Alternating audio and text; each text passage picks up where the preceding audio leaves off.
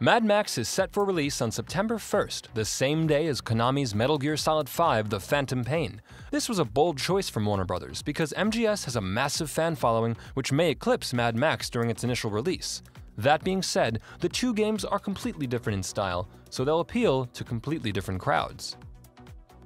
For fans of Mad Max Fury Road, it may come as a surprise to learn that the new Mad Max game is completely unrelated to the movie. One of the game's developers said the game is more of a prequel, a different adventure in the same continuity. Warner Bros. Have had limited success with movie tie-ins and thought the game would sell more as a standalone project. It's a shame because playing as Tom Hardy would have been awesome. There's been talk of a Mad Max video game since 2008. 2012 is when Avalanche Games finally started developing the game. Movie tie-ins are typically quite rushed, sloppy, and poorly made, which is good news for Mad Max being a standalone game, as it's had a full 3 years in development. The extra time must have paid off because the gameplay looks very enjoyable, and it could not look better visually. Members from the Avalanche Studios development team have been quoted in saying that story and plot were the main focuses for Mad Max.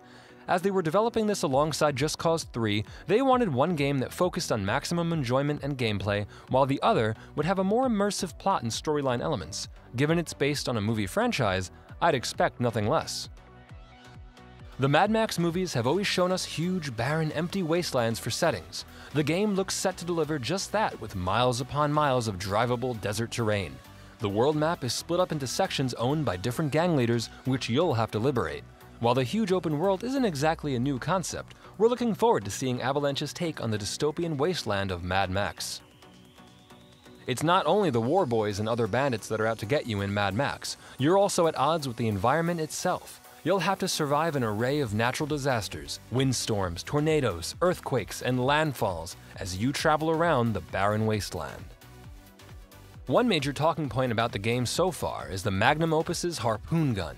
Inspired by the Just Cause series developed by the same studio, Max's vehicle has a deadly harpoon gun which can rip parts from enemy vehicles, pull them closer to you, or simply tear your enemy to shreds. If the fun we've had in Just Cause 1 and 2 is any indicator, the harpoon gun in Mad Max should be a blast.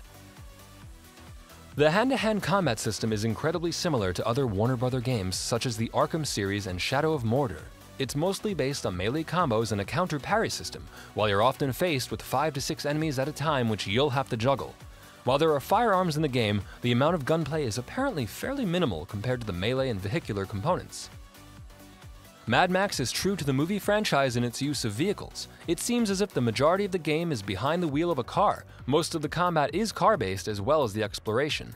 A developer from Avalanche Studios said that you'll be behind the wheel roughly 60% of the time in Mad Max. If you're a devoted pedestrian, maybe this game isn't for you. Most open-world games have countless collectibles, and Mad Max is no exception. This time, you'll drive around the barren wasteland collecting car parts and scrap in order to turn your car magnum opus into an all-out war wagon. As you collect more parts, you'll have a better selection of weapons, tires, armors, and paints ready for the final battle with Scabrous Scrotus.